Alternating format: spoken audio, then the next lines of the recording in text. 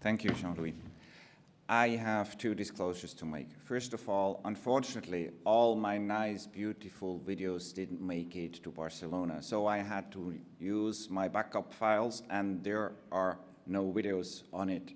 Second, my second disclosure is when it comes to echocardiography, from a practical point of view at the bedside, well, I'm quite simple, and I want to make things clear that you can use these simple things at the bedside.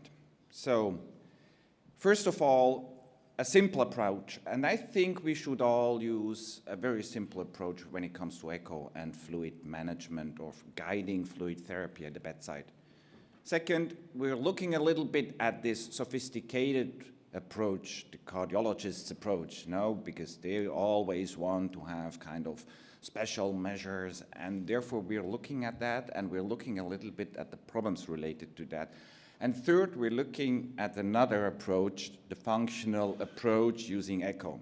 So first of all, well, it's quite simple. You have to have a transgastric view from your echo, and what you can see here is a typical scenario of a hypovolemic patient with kissing papillary muscles. So you have to identify kissing papillary muscles, and then you know that this guy is hypovolemic, and you start then your fluid trial in order to increase your stroke volume and the end diastolic volume here. That's the simple approach. In other words, looking again at the Frank-Starling curve, you can see that when we have kissing papillary muscles, the patient is at the steep part, the preload-dependent part of the Frank-Starling curve. And then you start your fluid trial, and you give fluids until the end diastolic volume or the end diastolic area of your ventricle is nicely filled.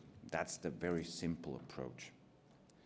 So now, there are some problems related to that, because when you're starting to measuring something with echo, looking at this end diastolic area, for example, and you want to predict fluid responsiveness using this end diastolic area, you will be disappointed because you're not able to predict fluid responsiveness just looking at this end diastolic area. Again, end diastolic area measured here, and you can see that the prediction of fluid responsiveness of a study done by Maxime Canesson, there was no prediction. It's just not possible as compared to all these other functional hemodynamic parameters Jean-Louis was talking about before. So why is this? And I mean, this is a repetition, but still very important. You have to understand that we can not, first of all, really assess preload at the bedside, the first thing, and then we can assume that we have our static parameters.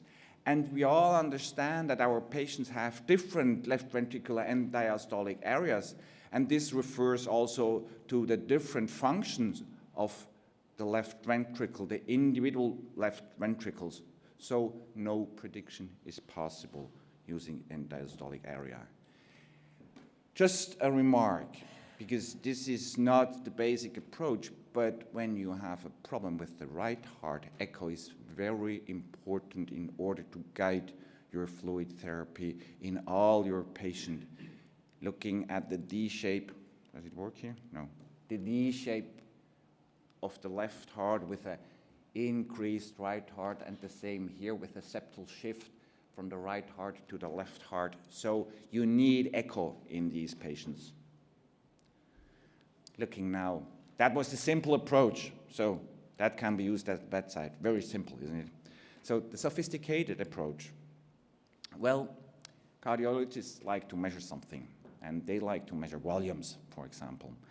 And looking at these measurements, you will see that they make a lot of assumptions. Well, they use the so-called Simpson formula, which is based on the assumption that your ventricle has a cone shape. And then they slice this cone shape. And so you have, first of all, this central axis. And then, second, you take two slices, cross-sectional areas, only two of them. in order to calculate, or better, estimate the volume. So, and then you get end-diastolic volume and systolic volume. So these formulas are complicated to use at the bedside, and therefore, well, there is this automated approach. But again, this automated approach relies on the Simpson formula, and you have an additional problem with the alignment here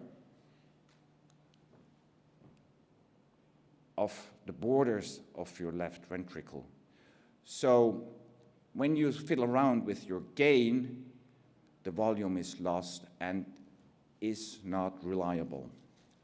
And you can see that, well, looking at all these measurements and all these performance by echocardiographists, there is a high inter-observer variability. So therefore, I wouldn't use that really at the bedside.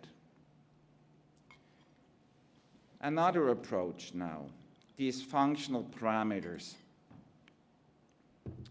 You've heard about fluid responsiveness before, and there are several approaches to use echo assessing fluid responsiveness. First of all, you can do it by measuring changes of stroke volume in the left ventricular outflow tract or the right ventricular outflow tract. Second, you can assess changes of stroke volume and changes of end-diastolic area within the ventricle. You can use, this is vena cava, superior vena cava collapsibility index, or the inferior vena cava distensibility index. So, in other words, mechanical ventilation induces these changes on the heart, on venous return, and, wait a minute, and releases it during mechanical expiration. A simple explanation. And what we're looking at is now at this superior vena cava collapsibility index, inferior vena cava distensibility index, and the Doppler assessment of the left ventricular outflow tract and the right ventricular outflow tract.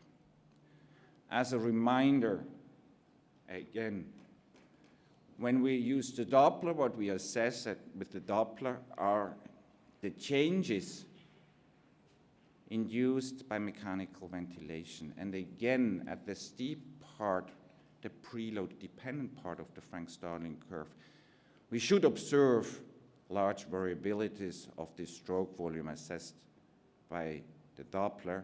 At the shallow part, only small changes of that stroke volume. On the other hand, looking now at this venous assessment, at the steep part of the Frank-Starling curve, we assume, well, that our venous return is reduced, and therefore we will see a collapsibility, an impression induced by mechanical ventilation.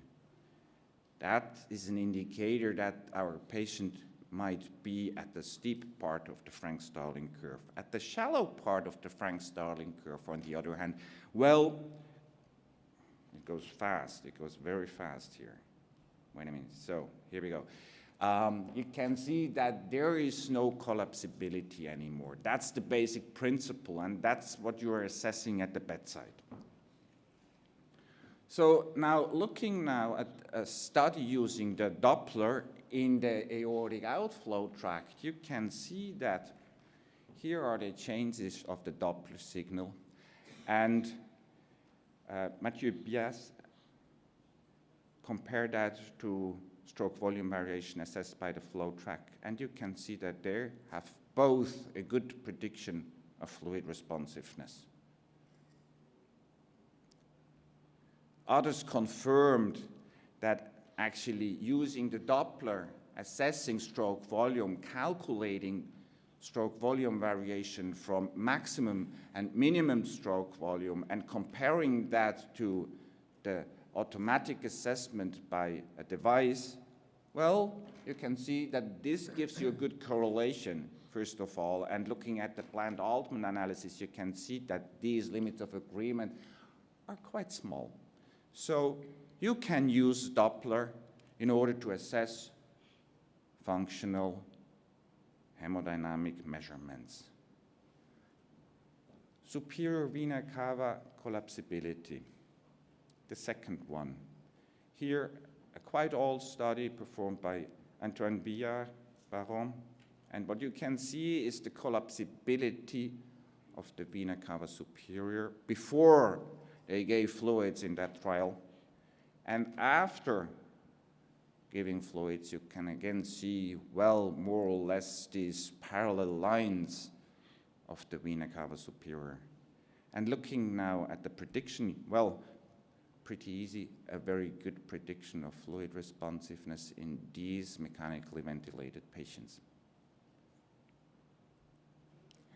Going now down below the diaphragm.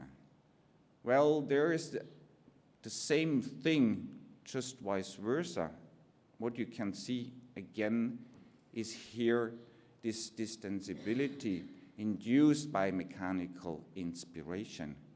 And looking now at the performance, you can see that, well, yes, we can predict the responders to fluids using that measurement. It's a very short talk, a very simple one, and I want to emphasize that we have some simple measures at the bedside using echo. Echo isn't that complicated at all. You don't have to measure a lot of things. You have to look at your images because that's the beauty of echo. And we need to do that more and more at the bedside. So simple, kissing papillary muscles. You have to look for that, identify these muscles, and then you have to go for this often difficult to obtain transgastric view. The sophisticated assessment, just forget about it. I mean, these volumes are nice. These volumes might be used in a study. I've done that in studies, and it's complicated, it's time-consuming. You cannot really rely on them. And then go for the assessment of fluid responsiveness using your Doppler devices. Changes of stroke volume, as I said, in the right ventricular, left ventricular outflow tract, and this superior vena cava collapsibility or inferior vena cava distensibility. Thank you. Very simple talk.